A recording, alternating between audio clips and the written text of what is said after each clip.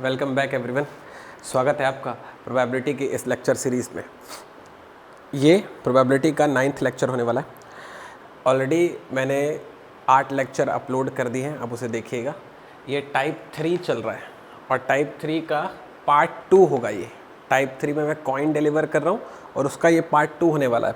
Part 1 already इसके पहले मैंने एक्सप्लेन किया है, तो इसके पहले वाला लेक्चर आपको देख कर आना, उसके बाद आपको ये सुनना है। ऑर्डर इम्पॉर्टेंट है।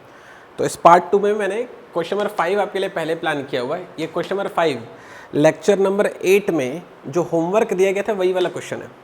Got it. ये लेक्चर नंबर 8 मैंने आपको होमवर्क दिया था, पहले वो डिलीवर करूंगा, फिर उसके बाद मैंने नए क्वेश्चन और प्लान किया आपके लिए, वो भी आपको सॉल्व करके बताऊंगा। आप मेरे साथ बने रहिएगा, आपसे सारी चीज़ें मैं इसी वाले वीडियो में डिस्कस करने वाला हूँ। चलिए, ये लेक्चर नंबर 8 का होमवर्क है, सुन लीजिए। देखो लिखा हुआ है if 5 unbiased coins are tossed, probability of getting even number of heads is। I hope कि आपने आंसर कमेंट सेक्शन में डाला होगा, एक बार इसे सुन लेते हैं। 5 अनबायस्ड कॉइन्स है। अनबायस्ड का मतलब इसके पहले लेक्चर मैंने बताया फेयर होता है, और आपसे पूछा जा रहा है probability of getting even number of head is, जो हेड है वो इवन टाइम्स में आना चाहिए। ठीक है, तो प्रोबेबिलिटी क्या होगा भाई, क्योंकि 5 कॉइन्स है तो प्रोबेबिलिटी होता है जो चाहिए बटा सब कुछ, तो सब कुछ हो जाएगा 2 की पावर में 5। ठीक है, तो ये बन गया 32। दूसरी वाली बात कि जो हेड है वो इवन टाइम्स में आना चाहिए। हेड इवन टाइम्स में आना चाहिए। हेड इवन टाइम्स होने का मतलब क्या है कि 5 बारी में अगर हेड 2 बारी आ जाए तो इवन टाइम्स होगा। 5 बारी में अगर हेड 4 बारी आ जाए तो इवन टाइम्स होगा। तो वो जो 2 बारी है वो कैसा भी हो सकता है पहला और दूसरे टॉस में ही हेड मिल जाए, हो सकता है दूसरे और तीसरे टॉस में हेड मिले, हो सकता है चौथे और 5वें टॉस में हेड मिले। तो आप जितने भी पॉसिबल वेज सोच सकते हो ना 5 में से 2 बारी हेड आने के, वो सारे के सारे पॉसिबल वेज इस 5C2 में काउंट हो जाते हैं। तो 5C2 क्या कन्वे कर रहा है कि 5 में से 2 बारी हेड आ रहा है, और जिस भी बारी आता होगा फर्स्ट सेकंड थर्ड फोर्थ, जिस भी बारी आता होगा वो सारा का सारा केस इस 5C2 में काउंटेड है। पॉइंट आया समझ में। प्लस ये भी हो सकता है कि 4 बारी हेड आए, तो उसके लिए अपन लिखेंगे 5C4। 5C4 कन्वेंस कि 5 में से 4 बारी हेड आ रहा है। Got it. तो जैसे आप इसको सॉल्व करते तो 5C2 की वैल्यू हो जाएगी 5 × 4 डिवाइड बाई 2 × 1 20, मतलब ये हो जाएगा 10, और यहाँ से आपको मिल जाएगा विच इज़ 5, तो ये हो जाता 15/32। तो अगर आपने 15/32 अगर इसका आंसर लिखा होगा ना कमेंट सेक्शन में, तो आपसे एक छोटा सा एरर हो गया। ये इसका राइट आंसर नहीं है, अभी ये अधूरा है। पूरा कब होगा सर ये? उन्होंने कहा है कि इवन बारी हेड आना चाहिए। ठीक है, 4 एक इवन नंबर होता है, 2 एक इवन नंबर होता है, लेकिन 0 भी एक इवन नंबर होता है। तो आपको ये 5 में से 0 बारी हेड आने वाला केस भी इसमें काउंट करना चाहिए था, जिससे इसकी वैल्यू हो जाती +1, विच इज़ 15 + 1 मतलब कि 16। 16/32 1/2 इसका एकदम राइट आंसर होता। अगली बात पकड़ में, तो आप में से जिन बच्चों ने 1/2 डाला है वो एकदम सही किया आपने। अब ना ये आपको जो कॉन्फिडेंस जो बिल्डअप हुआ ना कि यार मैंने 1/2 डाला, ये सिर्फ तब बिल्डअप होगा जब अपने कमेंट सेक्शन में आंसर डाले होंगे। अगर मान लिया गलती हुई होगी ना, मान लिया आपने 15/32 डाल दिया होगा फॉर एग्जाम्पल, तो आपको ना ये सीखने को मिला होगा कि यार मेरे को अभी वाली गलती कभी नहीं कर रहे, तो आपके लिए फिर परमानेंट मेमोरी में चला गया। अब आप वो गलती दोबारा कभी नहीं करोगे। लेकिन आप सिर्फ मेरे साथ फ्लो में सिर्फ क्वेश्चन का आंसर लिखने में लगे हुए ना, तो इसकी इंपॉर्टेंस आपको कभी फील नहीं होगी। इसकी इंपॉर्टेंस आपको सिर्फ तब फील होगी जब आप मेरे साथ बराबर सॉल्व करेंगे और आंसर कमेंट सेक्शन में डालेंगे, तब वो कॉन्फिडेंस आएगा। आ रही बात पकड़ में। मैं डेली मिनिमम 4 वीडियोस अपलोड कर रहा हूँ। मेरे वीडियोस के सबसे पहले नोटिफिकेशन लेने के लिए इस वाले चैनल को सब्सक्राइब कीजिए और बेल आइकन पर हिट कीजिए, ताकि मेरे वीडियोस आप तक सबसे पहले पहुँच सकें।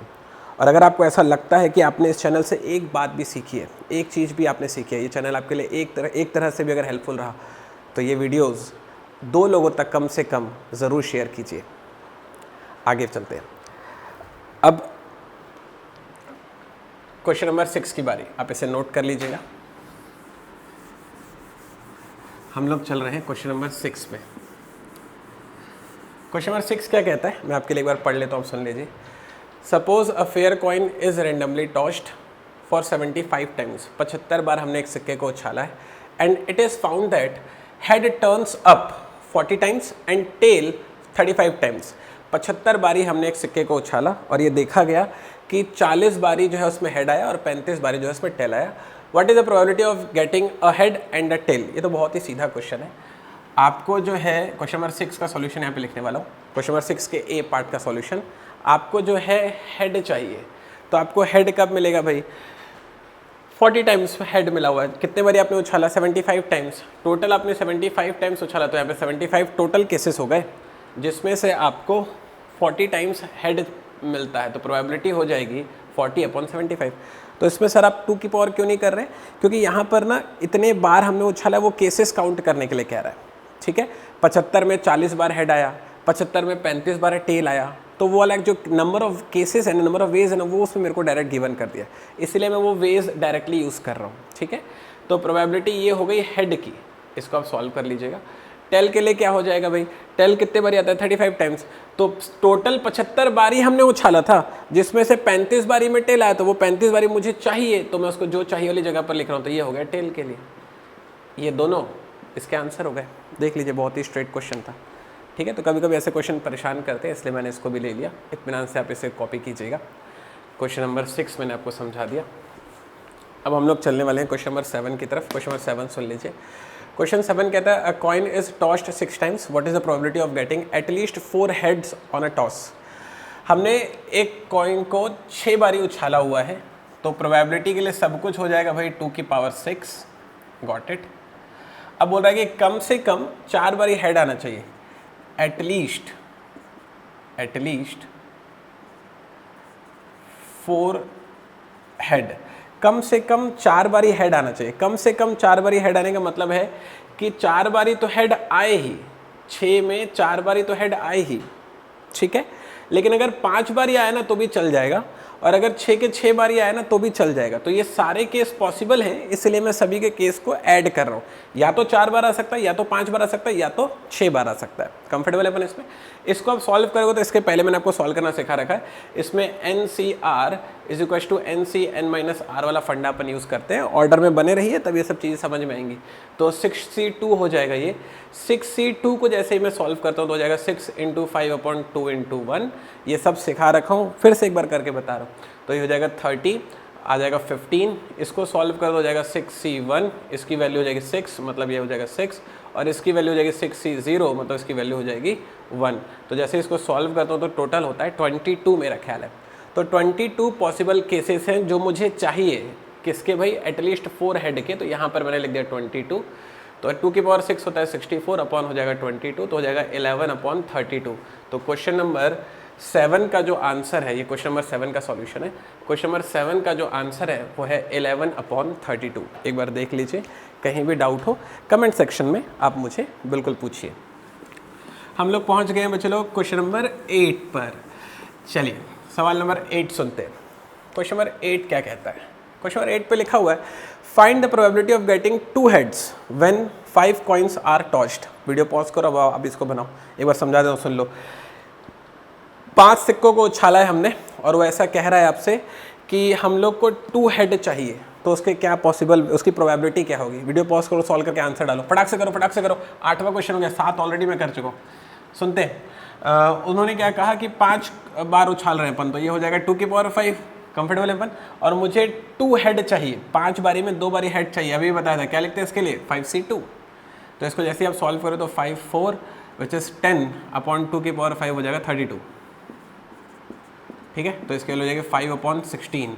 5/16 क्वेश्चन नंबर 8 का राइट आंसर होगा। एक बार इत्मीनान से देख लो भाई इसे, ठीक है। सही चल रहे हैं अपन लोग। अब हम लोग चल रहे हैं क्वेश्चन नंबर 9 पर।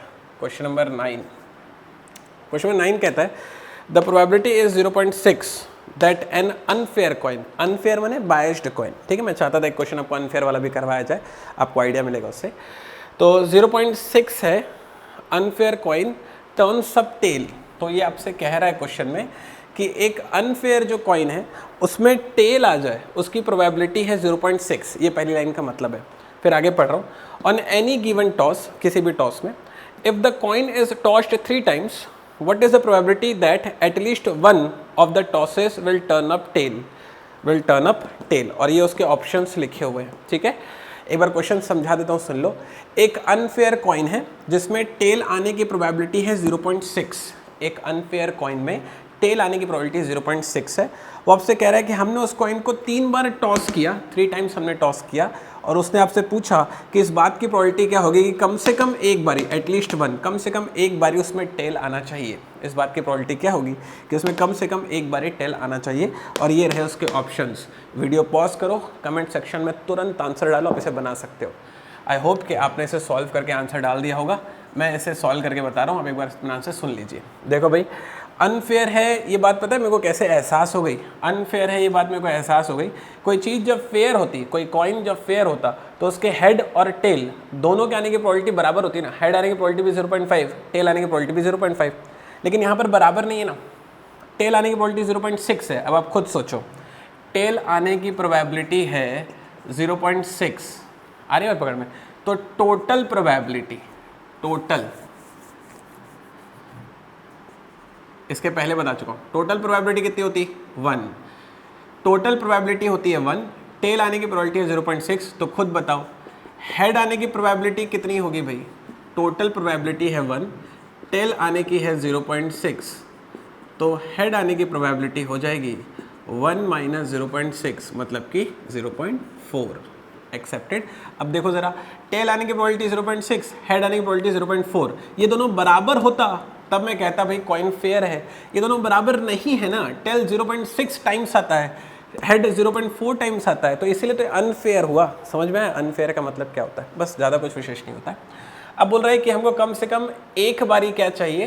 टेल चाहिए, एटलीस्ट 1। ये जो एटलीस्ट 1 है, मैं इसके पहले बच्चे लोग आपको ऑलरेडी पीएनसी वाली क्लास में बता चुका हूँ। एक बार सुन लीजिए इत्मीनान से। अगर आपने पीएनसी की वीडियो लेक्चर सीरीज़ नहीं देखी है तो पहले उसको पूरा क्रमवार देख कर आइए, 30 लेक्चर होंगे उसमें, और फिर इसको आप देखिएगा, ठीक है। प्लेलिस्ट में सारा का सारा ऑर्डर वाइज जमा हुआ है। इस चैनल के प्लेलिस्ट में जाइए और सब कुछ ऑर्डर वाइज जमा हुआ है, उसे देखिए। एटलीस्ट 1 क्या होता है? एटलीस्ट 1 होता है टोटल माइनस 0। अब ये फंडा ऑलरेडी बता चुका हूँ, इसको सिर्फ यूज़ करना सिखाऊंगा इसमें अभी। Got it? अब देखो एटलीस्ट 1 क्या चाहिए? एटलीस्ट 1 चाहिए मेरे को टर्न्स अप टेल, मतलब एटलीस्ट 1 टेल चाहिए, कम से कम एक बारी टेल आना चाहिए। तो एटलीस्ट 1 टेल का मतलब हो जाएगा 0 टेल, ठीक है, total minus 0 tail. Got it? Total probability क्या होती है सर? इसके पहले बता रखा है, टोटल प्रोबेबिलिटी होती है 1।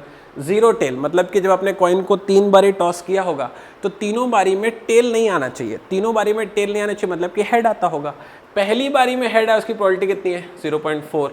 दूसरी बारी में हेड है, उसकी प्रोबेबिलिटी कितनी होगी? 0.4। और तीसरी बारी में हेड है, उसके लिए भी 0.4। इंटू करूंगा मैं।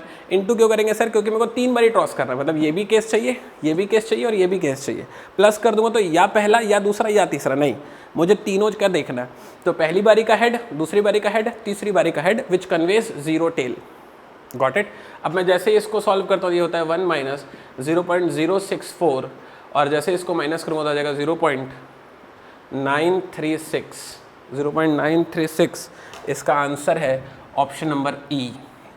तो क्वेश्चन नंबर 9 पर अगर आपने आंसर ऑप्शन नंबर ई डाला होगा तो आपने बिल्कुल सही डाला है। इसे इत्मीनान से देख लीजिए, ठीक है। तो ये हो गया कॉइन का केस। मैंने कॉइन के 9 क्वेश्चन आपको प्रैक्टिस करवाए हैं, बढ़िया बढ़िया क्वेश्चंस। अब मैं नेक्स्ट वाली वीडियो में कन्वे करूंगा टाइप नंबर 4। ये टाइप नंबर 3 था, अब आने वाला है टाइप नंबर 4, जिसमें आपको डाइस पढ़ाने वाला हूँ। तो डाइस के ब्रांड न्यू कॉन्सेप्ट के लिए सीरीज में बने रहिए, जल्दी मिलते हैं।